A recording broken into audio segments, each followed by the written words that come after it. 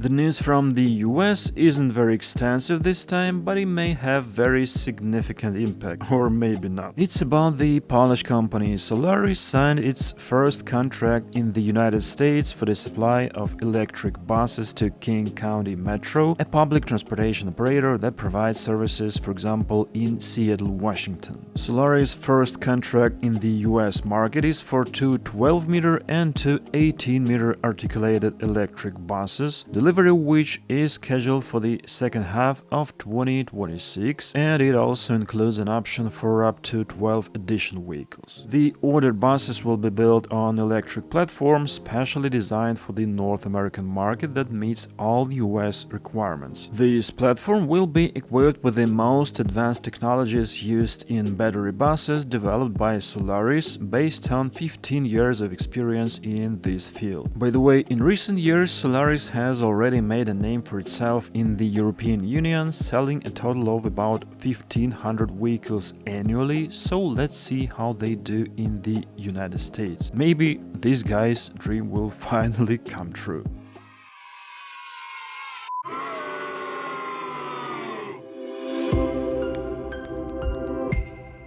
Hello guys, and here is the next urban news episode. I make these episodes weekly, so subscribe to the channel not to miss the future content, and of course I'd like to thank to all my amazing Patreon and not only Patreon supporters.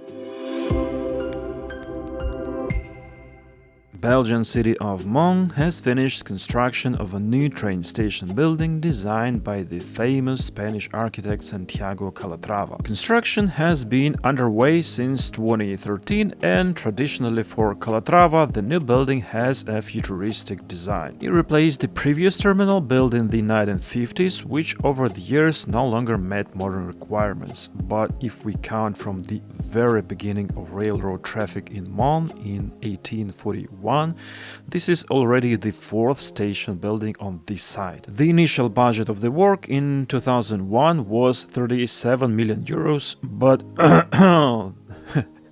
but the latest estimate announced in November 2024 was already 480 million. While construction was underway, the public actively criticized the new project as too large and too expensive, but after the opening, the public's attitude softened a little bit. So if somebody from Mons is watching this video, please let us know your opinion about this project. New station is supposed to provide better connections between trains, buses and taxis, is much more inclusive, and is designed to handle higher passenger traffic. The signature element is a 182-meter long steel pedestrian bridge that connects Leopold Square and Congress Square. The station also has a bicycle parking for 350 bikes and an underground car parking for 862 cars.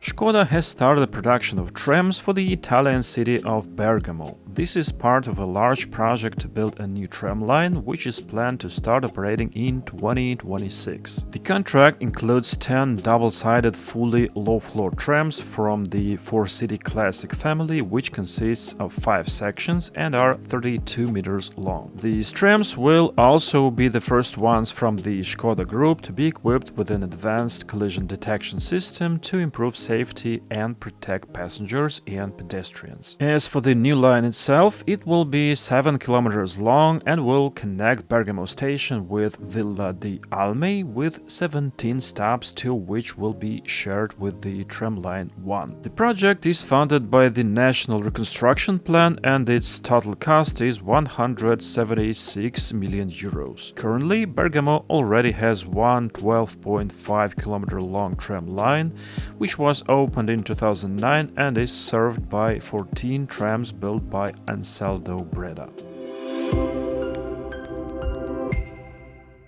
In British Newcastle, the first-class 555 train built by Stadler has entered service on the Tyne and Wear Metro.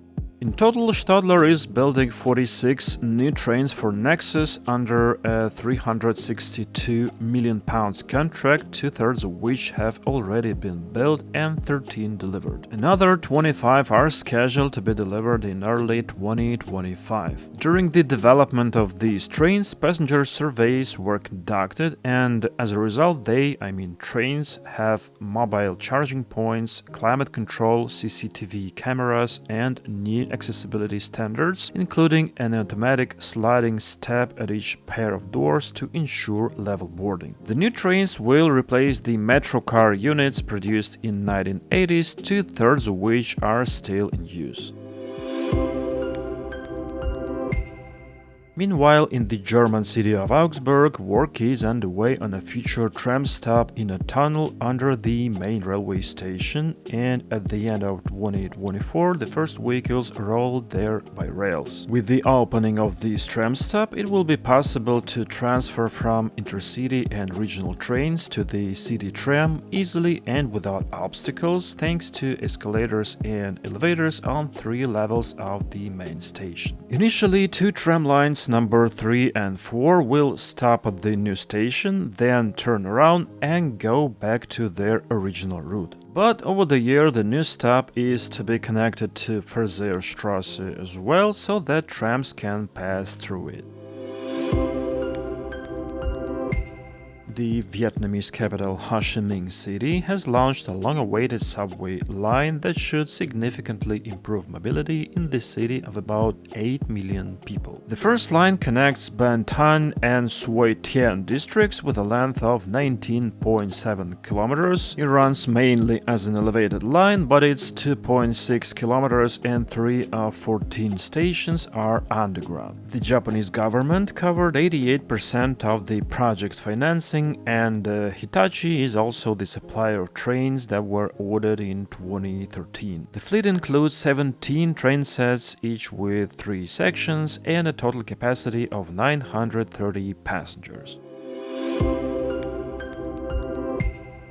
And the final news of this episode is from Estonia, where Škoda Group has won a tender to supply up to 70 trolleybuses to the Estonian capital of Tallinn. According to the signed contract, the Czech company will supply 22 18-meter trolleybuses and 18 12-meter ones. The contract price, which includes comprehensive maintenance and an option to supply 30 more trolleybuses, exceeds 50 million euros. Notably, articulated units will have 2 drive axles, which will provide better traction in winter conditions and improve maneuverability. As you might know from the previous episodes, Tallinn completely stopped operating its remaining trolleybuses in November 2024 to begin a comprehensive modernization of its systems and fleet. In the future, the new battery-powered trolleybuses will operate on longer routes away from the overhead network. And almost all trolleybuses previously used in Tallinn are now sold to Chisinau in Moldova. These are 17 articulated and 21 single Solaris trolleybuses made between 2002 and 2010. 1 single and 1 articulated trolleybus with traction batteries on board will remain in Tallinn for test runs, along with 2 museum units, Škoda 14TR and Solaris guns. The first new Škoda trolleybuses are expected to arrive in Tallinn in the first half of 2026.